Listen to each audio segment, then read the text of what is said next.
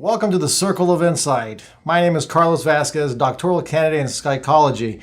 Thank you very much for joining us in our new format, where we're going to discuss the issues that you have chosen with leading experts in the industry. Today, our special guest is Vicki Higgins, CEO, author, and speaker. She is the CEO of Accelerated Shift Marketing.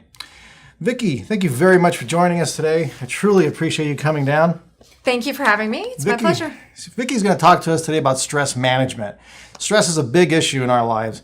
It pervades every single area of society. It hits every single human being as well. And the amount of damage it can cause is unbelievable. But before we get to stress, I want to find out why Vicki left the corporate world.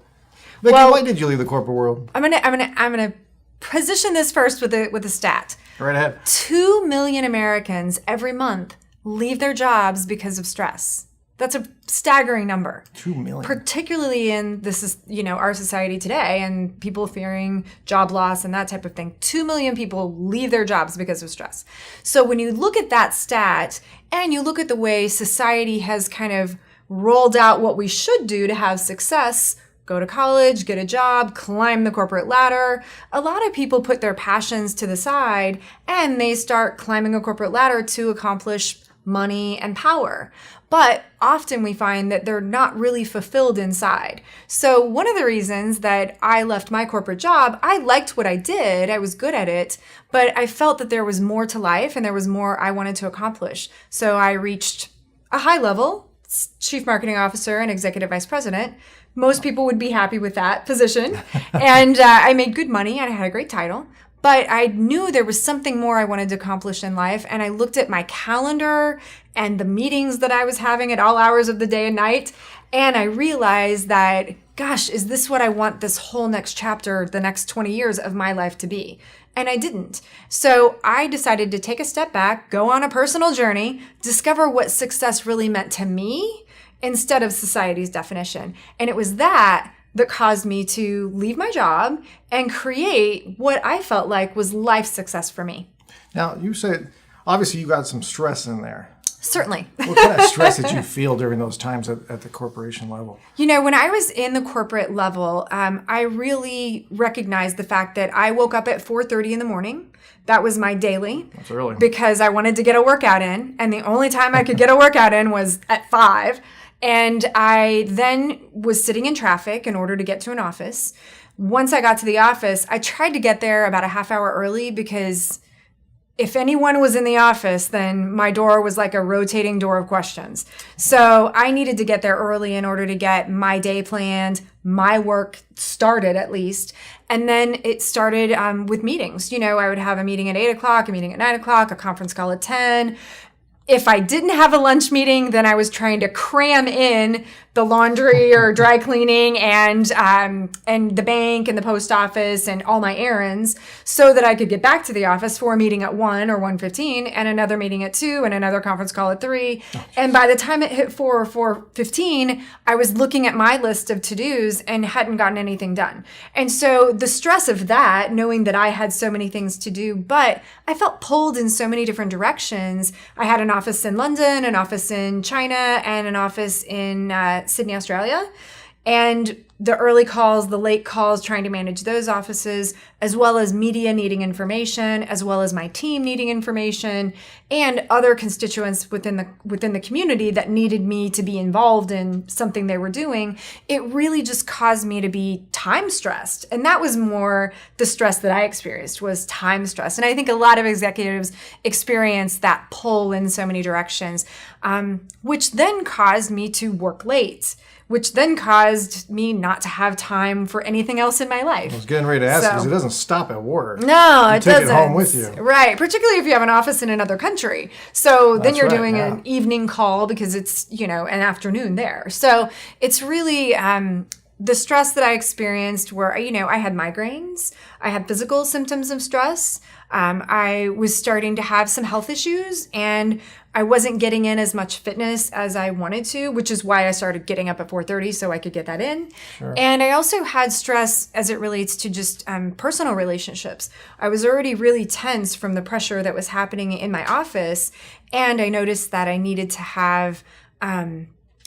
just be on for 12, 15, 18 hours a day and trying to get some rest. I had insomnia. I had a hard time just even wanting to be around people. And, as a very social person, that I was noticing that that's not how I want my life to be. But I was so exhausted. I had no time. I was exhausted. And I just had a really high level of tension in my life. Now, you mentioned something, we've spoken a couple times before, and you mentioned something about, I thought I had success, but this is not what I thought it was. Right. What did you mean by that? I thought I had success because I had the nice title. I had money. I was debt-free. I had pretty much what most people in our world or in our country strive to accomplish. And it's what society defines as success. If you have a nice job and a nice title and money in the bank, you are successful. And quite honestly, I felt successful. I felt like I had accomplished a great deal. I came from a background where I was the first person in my family to go to college. So to accomplish this level of success for me was a big accomplishment, and I was very proud of that. But I started looking at people that were ahead of me, other CEOs in the industry, and I thought, gosh, do I want my life to be like that for the next 20 years? And I didn't. And so I had to take a step back and redefine success for me, and not what societal expectations were, but what is success for me? And for me, it really came down to a few areas of my life. Finances, very important. My fitness level and health, and my family and friends and relationships. And then also my faith and being able to have some inner guidance and some direction. So I wanted to be more proactive about how I was living my life and design how I'm living my life moving forward for this next chapter, instead of just being reactive to a job or situations that were put on me. Excellent. So the 3 F's: friends, fitness, and finance. I got a lot of F's. So, yeah. yeah. Right. We'll go with 8. Do you want 8? Do you want 3? 8? I've got a lot. Faith, family. There you go, family. Friends, fitness, finances. Your firm or your career. Firm. And feelings. You got to feel good. There you go. Excellent. And we'll stay on success for a second. Sure. And then we're going to tackle a little bit more in depthly stress. What do you think is the disconnect between success and happiness? I think what society has defined as success, money and power, that's important, and that's great. And you should be proud of accomplishing those things. As an executive, I was very proud of that. But I think the disconnect is when societal expectations exceed what you define as success. So when I went on that personal journey to kind of figure out what would make me happy, what do I want my life to be, I took some time and I'm a planner. So I planned and I designed what I want my life to be. Who are the people that I want to be around? What type of environment do I want to work in? What do I want my work hours to be? How am I contributing something to the world? How am I doing something that's serving a greater purpose? And I really wanted to connect in and decide and define what I wanted my life to be. And I think that's the disconnect. Most people follow societal expectations, whereas they need to take a step back and first design what success is for them. What's a successful family and relationship? What's successful health and fitness? What's success in the financial means for them? And so when you start looking at all those F's and really defining what success is in each area, then you might come up with a different picture of what your day-to-day is. I did. That's a really good point. A lot of times we do fall prey to what society dictates. Right. And it seems like you're saying that we let society control us instead of us controlling where our lives go and designing it. I think that's very true. I think from a young age, we're taught, particularly creative people, we're taught, oh, don't play that instrument. You can't make any money at that. Oh, don't write that paper or work on writing those stories. You can't make any money at that. You should go be a lawyer or a doctor. You should go do something that's going to make you money. And I think from a very young age, our society teaches us to go after the dollar and go after success from a financial means. How often have we heard kids that followed in the family footsteps to be a doctor or a lawyer, but they had no interest in that at all, and come they turn 40 or 45 and they're like, oh my gosh, I'm miserable. I have the money and the nice house, but I'm miserable. What do I do? And they don't know what to do. And so I think it starts with how we're raising our kids and encouraging our kids to follow their passions. There are great jobs for creative people and you make great money at it. You just have to really follow your passion and do what really makes you come alive, and being able to encourage people from a young age to do that. Mm-hmm. And then as you are, I'm in my 40s. And so taking that step back and go, wow, what do I want my life to be? And redefining it and kind of redefining and reigniting what I want life to be about. And that was really an important step for me, so I could actually define it. I did that. I followed society's expectations and I thought, okay, if I have these things, I'm going to be happy. And it wasn't the case. There were other things that needed to be fulfilled within me that I had to define, that no one in society could define. That's absolutely true. So the first half hour we're going to do is discuss stress. We're going to try to define success, as Vicki's done marvelously here. We're going to talk a little bit about happiness as well. The second half hour, what we're going to do is tackle how can we overcome it? How can we deal with stress? And Vicki will give us some great insights on that. So let's go back to what is stress. Absolutely. We know Google gives us an example. Stress can be defined as strain or tension from an adverse situation or circumstance. I know a lot of studies have shown people can stress even more in the anticipatory phase prior to the event. Just anticipating something to happen can cause a lot of stress for people. And stress has a lot of issues, especially health. I think we touched upon it a little bit earlier. You have some numbers in regards to healthcare visits now with the Affordable Care Act or Obamacare, however you want to name it. I know right now a lot of people have coverage, but some of the statistics you were showing were actually kind of mind-blowing. Can you talk about it a little bit? It's really fascinating. 90% of the visits to healthcare providers are due to stress-related issues. And 90%. Often, 90%. That's a lot. 90%. And you look at, the impact on society and the impact on the individual.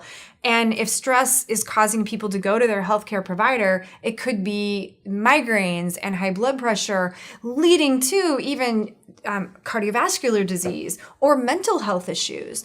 And that really can play a factor even in the suicide rate. So you start looking at the severity of stress, and it really is very detrimental to our society. So I think it's time to step back, take a look at how society has defined success and what can we do as individuals to redefine that and to add another element.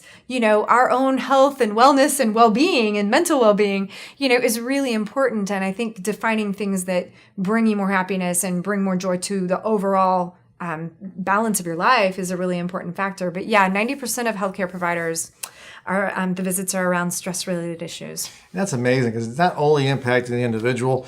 We've seen statistics where it can impact a society in general, right? I think you have a statistic about stress-related complaints and how they miss work. Right. What's the percent? How many Americans miss work because of stress, you said? There are 1 million Americans that miss work because of stress. So if you think about the productivity and, our corporate life, I'm not saying, oh my gosh, if you're stressed out, go leave your job.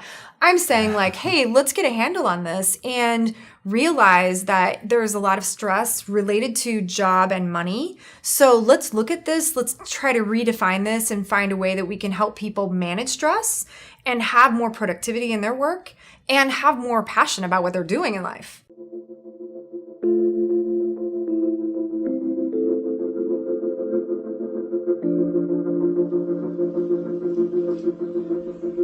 Hi, welcome to Adelante.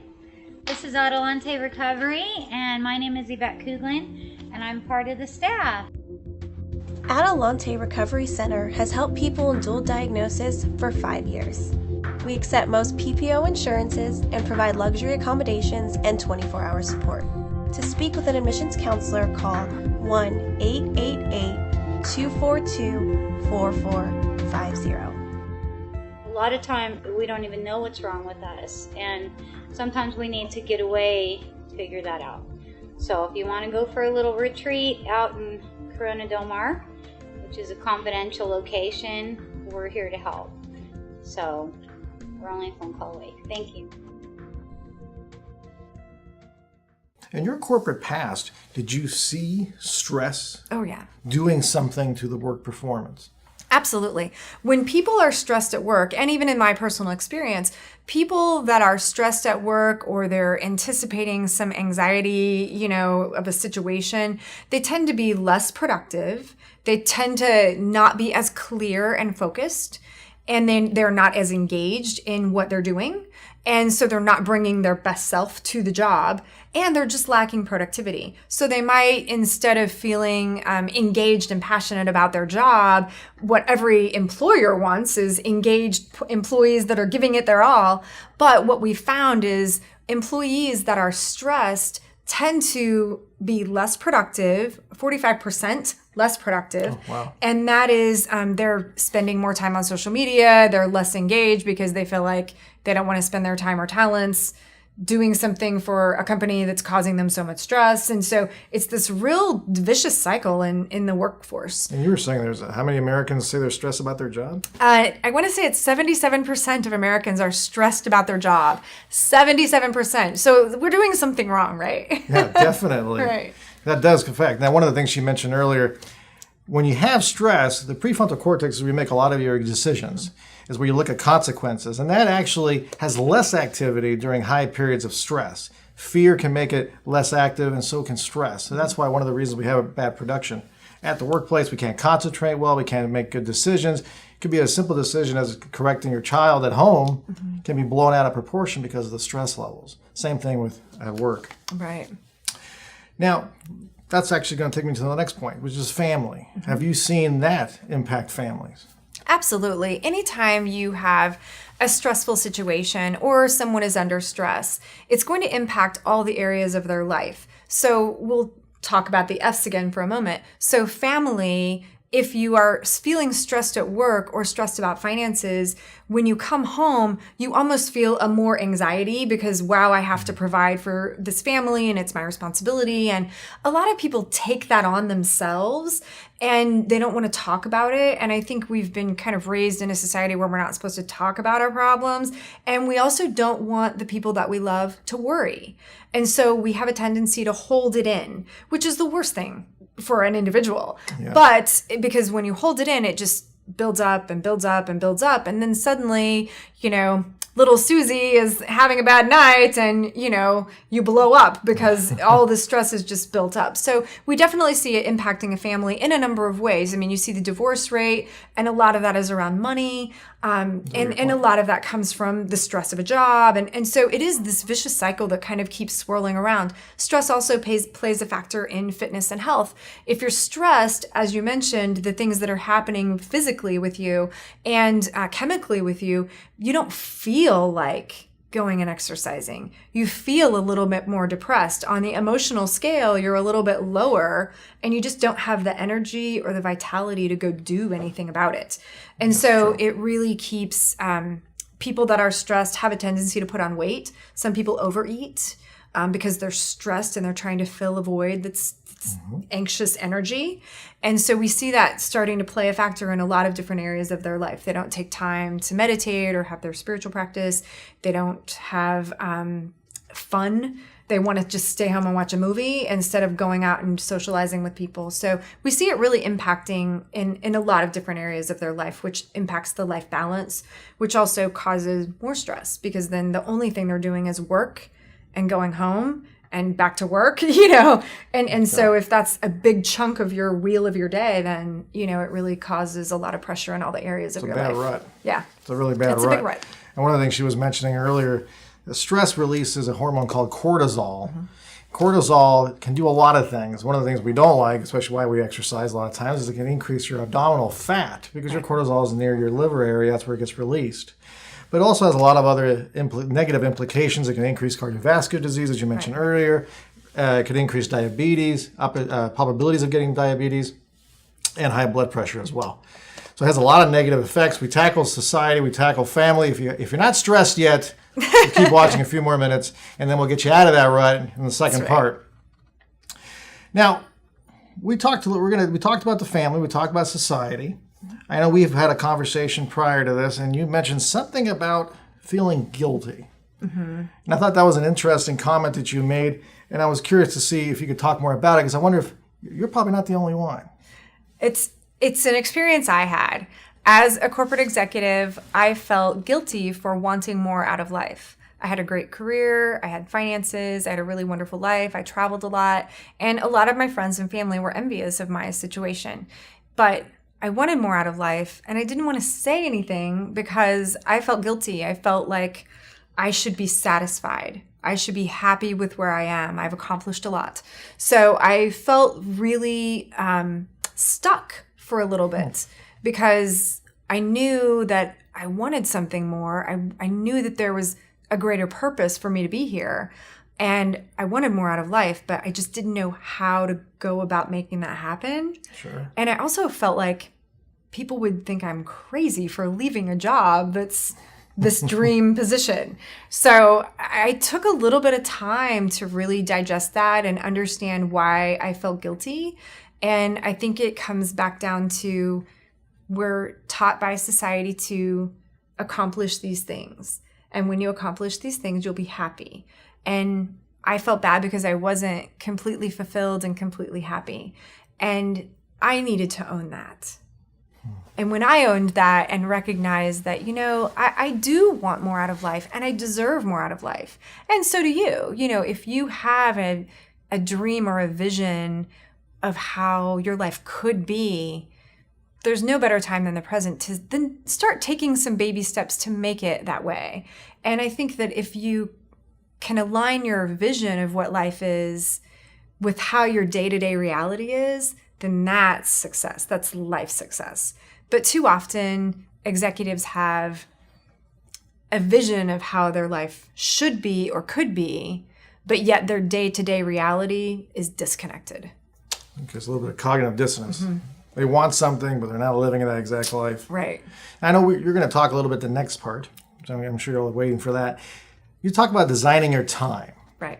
Now, before we get to that part of designing your time, that kind of makes me think about, well, who's designing our time now? Right. If we're not designing it, who is? And I know we kind of touched upon it earlier. Society seems to do that. And I know we talked about TV shows. I have a big passion of looking at TV shows and watching what they dictate to us. A lot of times they kind of guide us on how we should behave relationally and what kind of careers, or as you said earlier, what kind of level of success we need to have. So if we're not designing our time, what or who does design our time generally? Thank you. It's a great question. Often we are taught from a very young age by family, oh, you should go do this, or, become a follow in my footsteps, or go follow this career path, or have a high education and get good grades. And I think all of that's great. But I think it really needs to align more with what your own personal drive is and your own personal ambitions are. And I believe that we often live by default. We get in a habit of getting up, getting in traffic, going to our job, and we do the same thing, or we have our day job that, pulls at us. We come home, we try to cram in time with family, maybe a workout, running some errands, all before we fall into bed exhausted, only to get up the next day and do it again. And so I think instead of designing our life, we're living by default and in this habit, in a rut, like you mentioned. Yeah. So when we're in this rut, people have a really hard time even understanding that something different is possible. So by designing your life and starting to step away from that day-to-day habits, how is it that you want to design your life? What would the life that you envision look like? And so that's one of the first steps in moving away from stress and some of those daily tensions that happen, is creating a life by design instead of living by default. And we'll talk about that in a little bit more. Yes. I have a big fascination with perception. Yes. Okay. So we have this, whatever is controlling our life, like you said, it could be our families, and we have this stress. Do you see stress altering your perception of life? You see things differently is what I mean. Absolutely. If you have a positive person or a negative person, they don't tend to see life the same, right? We know the half glass, half empty, half full. Right. Can you elaborate a little bit maybe on how stress maybe changed perceptions in your life? Maybe how you viewed people in relationships, or how you viewed jobs, or how you viewed anything specific. In my experience, when I was under a lot of pressure and feeling very stressed, I always liked what I did. I always liked the work, and when I was able to actually do my work, I liked that. But the pull of so many other people putting out fires all the time and being in a position of such responsibility that caused me to not be able to do what I loved, but just having to manage the flow of everything else. All that stress, to me, it created a situation where I didn't even see how I could get to a different life. I wasn't able to even, I was so busy just keeping ahead every day that if somebody said, oh, have you ever thought about being a published author? Like, that wasn't even fathomable to me. I couldn't even get like that thought, like, when would I have time to write a book?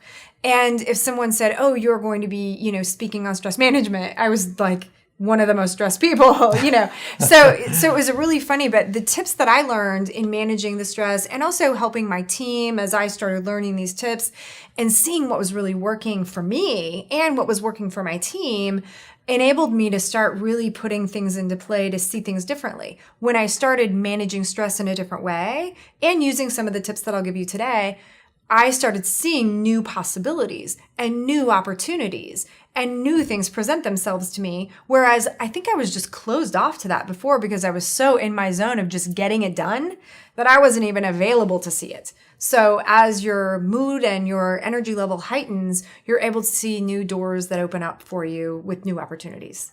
That's fascinating because as a psychologist by training, I could tell just by her telling that story when she discussed the stressful times. She actually, her voice was heavier, a lower pitch on the voice.